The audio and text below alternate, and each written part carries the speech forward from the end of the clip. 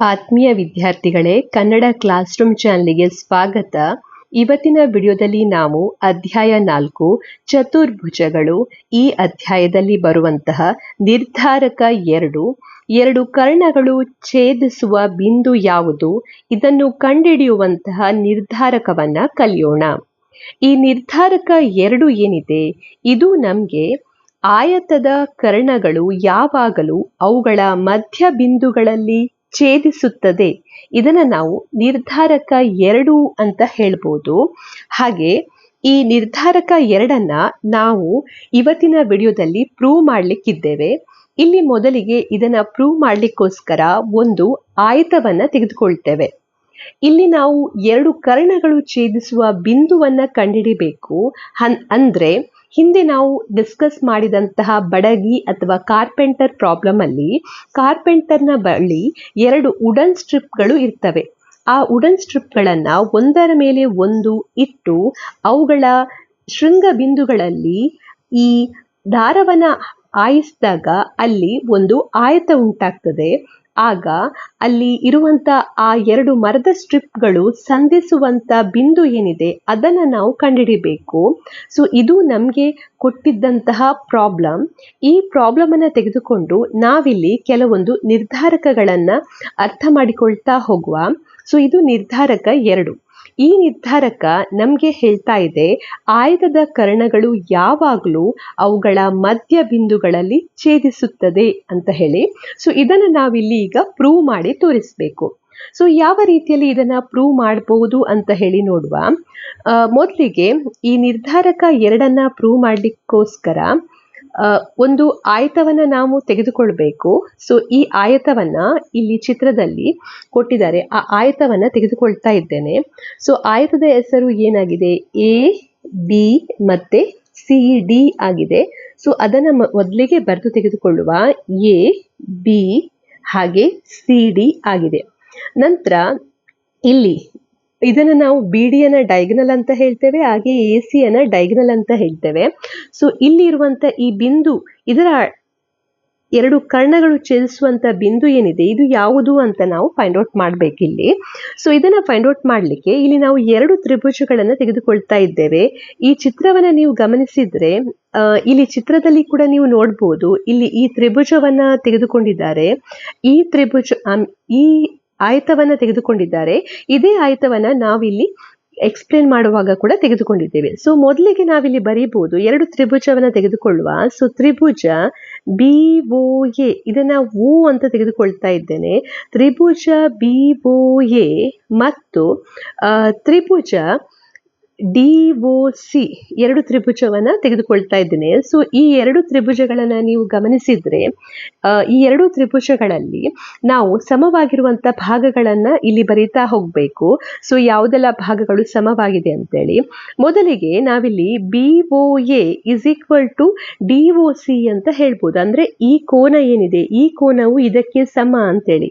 ಯಾಕೆಂದ್ರೆ ಇದು ಶೃಂಗಾಭಿಮುಖ ಕೋನವಾಗಿದೆ.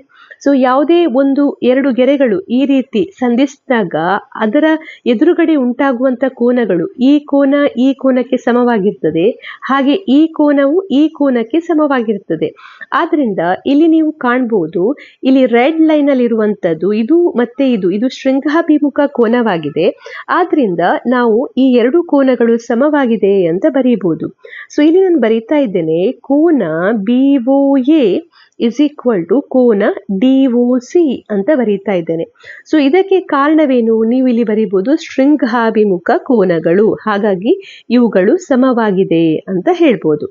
ನಂತರ ನಾವು ಇಲ್ಲಿ ಗಮನಿಸಿದ್ರೆ AB is equal to CD ಅಂತ ಇಲ್ಲಿ ಹೇಳ್ಬೋದು. AB is equal to CD ಯಾಕೆಂದ್ರೆ ABCD ಎನ್ನುವಂಥದ್ದು ಒಂದು ಆಯತವಾಗಿದೆ, ಹಾಗೆ ಆಯತದ ಅಭಿಮುಖ ಬಾಹುಗಳು ಸಮವಾಗಿರ್ತದೆ. ಆದ್ರಿಂದ ನಾವಿಲ್ಲಿ ಹೇಳ್ಬೋದು AB is equal to CD ಅಂತೇಳಿ. ಹಾಗಾಗಿ ಅದನ್ನ ಬರೀತಾ ಇದ್ದೇನೆ, AB is equal to CD. So ಇದಕ್ಕೆ ಕಾರಣ ಏನು, ಆಯತದ ಅಭಿಮುಖ ಬಾಹುಗಳು ಅಂತ ನೀವು ಬರೆದ್ರಾಯ್ತು. ಆಯತದ ಅಭಿಮುಖ ಬಾಹುಗಳು. ನಂತರ ನಾವಿಲ್ಲಿ ಇನ್ನೊಂದು ಒಂದು ಕೋನ ಇಲ್ಲಿ ಸಮವಾಗಿದೆ ಅಂತ ತೋರಿಸ್ಬೇಕು. ಯಾವ ಕೋನ ಅಂದ್ರೆ ಇಲ್ಲೀಗ ಈ ಕೋನವನ್ನ ನಾನು 1 ಅಂತ ತೆಗೆದುಕೊಳ್ತೇನೆ, ಈ ಕೋನವನ್ನ. ಹಾಗೆ ಇಲ್ಲಿರುವಂತ ಈ ಕೋನವನ್ನ 2 ಅಂತ ತೆಗೆದುಕೊಳ್ತೇನೆ. ಸೊ ನಾವಿಲ್ಲಿ ಕೋನ 1 = ಕೋನ 2 ಅಂತ ತೋರಿಸ್ಬೇಕು. ಸೊ ಅದನ್ನ ಹೇಗೆ ತೋರಿಸ್ತೀರಾ? ಕೋನ 1 = ಕೋನ 2 ಅಂತೇಳಿ. ಯಾಕೆ ಕೋನ 1 = ಕೋನ 2 ಆಗಿದೆ? ಇದನ್ನ ನಾವು ಮೊದಲಿಗೆ ಪ್ರೂವ್ ಮಾಡುವ. ಇದನ್ನ ಪ್ರೂವ್ ಮಾಡಿ ನಂತರ ಈ ತ್ರಿಭುಜವು ಸರ್ವಸಮವಾಗಿದೆ ಅಂತ ಹೇಳಿ ಇಲ್ಲಿ ತೋರಿಸುವ. ಸೊ ಮೊದಲಿಗೆ ನಾವೀಗ ಕೋನ 1 = 2 ಅಂತ ಪ್ರೂವ್ ಮಾಡಬೇಕು. ಸೊ ಇದನ್ನ ಪ್ರೂವ್ ಮಾಡಲಿಕ್ಕೆ ನೀವೀಗ ಈ ತ್ರಿಭುಜವನ್ನ ತೆಗೆದುಕೊಳ್ತೀರಾ. ಸೊ ಈ ಆಯತವನ್ನ ತೆಗೆದುಕೊಳ್ತೀರಾ. ಈ ಆಯತ ಚಿತ್ರವನ್ನ ನಾನು ಪುನಃ ಒಮ್ಮೆ ಬಿಡಿಸ್ತಾ ಇದ್ದೇನೆ. So A B C D ಇದು ಆಯತ ಆಗಿದೆ. ಹಾಗೆ ನಾವಿಲ್ಲಿ ಪ್ರೂವ್ ಮಾಡ್ಲಿಕ್ಕಿರುವಂತದ್ದು ಏನು? ಕೋನ 1 = ಕೋನ 2 ಅಂತ ತೋರಿಸ್ಬೇಕು. ಸೊ ಇದನ್ನ ಮೊದಲಿಗೆ ಪ್ರೂವ್ ಮಾಡಿ ಆಮೇಲೆ ಈ ಎರಡು ತ್ರಿಭುಜಗಳು ಸರ್ವಸಮವಾಗಿದೆ ಅಂತ ನಾವಿಲ್ಲಿ ಹೇಳ್ಬೋದು. ಸೊ ಈಗ ಈ ಕೋನವನ್ನ ನಾನು ಕೋನ 3 ಅಂತ ತೆಗೆದುಕೊಳ್ತೇನೆ. ಈಗ ನೀವು ಒಟ್ಟಾಗಿ ಈ ಎರಡೂ ಕೋನಗಳನ್ನ ತೆಗೆದುಕೊಂಡ್ರೆ ಈ ಕೋನ ಬಿ ಎಷ್ಟಾಗಿರ್ತದೆ? ಇದು 90 ಡಿಗ್ರಿ ಆಗಿದೆ ಕೋನ ಬಿ. ಯಾಕೆ ಅಂದ್ರೆ ಇದು ಆಯತದ ಕೋನ. ಆಯತದ ಕೋನ ಯಾವಾಗಲೂ ಕೂಡ ಏನಾಗಿರ್ತದೆ? ಆಯತದ ಕೋನ ಯಾವಾಗಲೂ ಕೂಡ ಲಂಬ ಕೋನ ಆಗಿರ್ತದೆ. ಆದ್ರಿಂದ ನಾವಿಲ್ಲಿ ಹೇಳ್ಬೋದು ಕೋನ 1 ಪ್ಲಸ್ ಕೋನ 3 = 90 ಡಿಗ್ರಿ, ಅಥವಾ ಕೋನ 1 = 90 ಡಿಗ್ರಿ ಮೈನಸ್ ಕೋನ 3 ಅಂತ ಹೇಳ್ಬೋದು. ಇದನ್ನ ಸಮೀಕರಣ 1 ತೆಗೆದುಕೊಳ್ತೇನೆ. ಆಮೇಲೆ ನೀವು ಇಲ್ಲಿ ಗಮನಿಸಿದ್ರೆ ಕೋನ 3 ಪ್ಲಸ್ ಕೋನ ಸಿ ಪ್ಲಸ್ ಕೋನ 2 ಇದು ಕೂಡ 180 ಡಿಗ್ರಿ ಆಗಿದೆ. ಅಂದ್ರೆ ಈ ಕೋನವನ್ನ ತೆಗೆದುಕೊಂಡ್ರೆ ಕೋನ 3, ಕೋನ ಸಿ ಮತ್ತೆ ಕೋನ ಡಿ, ಹಾಗೆ ಈ ತ್ರಿಭುಜವನ್ನ ತೆಗೆದುಕೊಂಡ್ರೆ BDC ಎನ್ನುವಂತ ತ್ರಿಭುಜವನ್ನ ತೆಗೆದುಕೊಂಡ್ರೆ ತ್ರಿಭುಜದ 3 ಕೋನಗಳ ಮೊತ್ತ ಏನಾಗಿರ್ತದೆ? 180 ಡಿಗ್ರಿ ಆಗಿರ್ತದೆ. ಅದನ್ನ ನಾವು ತ್ರಿಭುಜದ ಕೋನಗಳ ಪ್ರಾಪರ್ಟಿ ಅಂತ ಹೇಳ್ತೇವೆ. ಅದನ್ನು ಉಪಯೋಗಿಸಿ ನೀವಿಲ್ಲಿ ಹೇಳ್ಬೋದು ಕೋನ ಬಿ ಪ್ಲಸ್ ಕೋನ ಸಿ ಪ್ಲಸ್ ಕೋನ ಬಿಯ ಬದಲಿಗೆ ನಾನು ಕೋನ 3 ಅಂತ ಬರೀತಾ ಇದ್ದೇನೆ, ಯಾಕಂದ್ರೆ ಈ ಕೋನ ಅಲ್ವಾ. ಸೊ ಹಾಗಾಗಿ ಕೋನ ಇಲ್ಲಿ 3 ಅಂತ ಬರೀತಾ ಇದ್ದೇನೆ. ಸೊ ಕೋನ 3 ಪ್ಲಸ್ ಕೋನ ಸಿ ಪ್ಲಸ್ ಕೋನ 2 = 180 ಡಿಗ್ರಿ. ಯಾಕೆಂದ್ರೆ ತ್ರಿಭುಜದ ಮೊತ್ತಗಳ ಗುಣಲಕ್ಷಣ, ಇದಕ್ಕೆ ರೀಸನ್ ಅಂತ ಹೇಳ್ಬೋದು.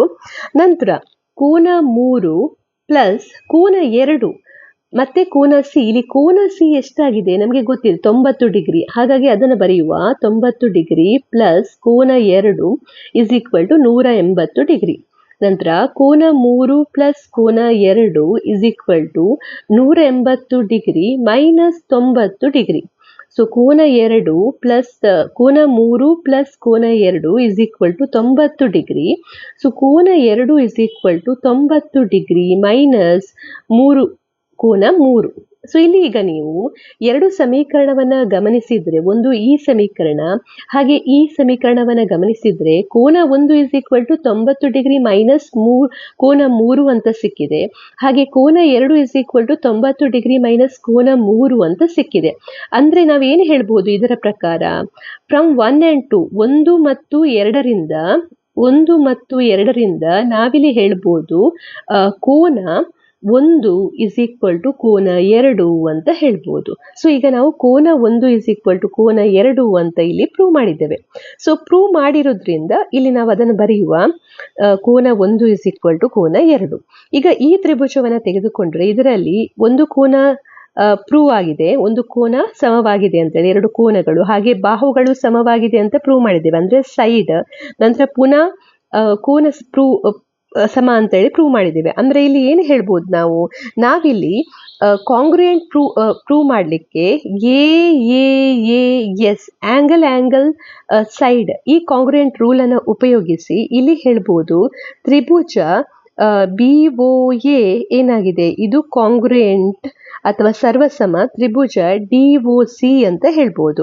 ಸೊ ಈಗ ಎರಡು ತ್ರಿಭುಜಗಳು ಸರ್ವಸಮ ಆಗಿದೆ ಅಂತ ಹೇಳಿದ್ರೆ ಏನರ್ಥ?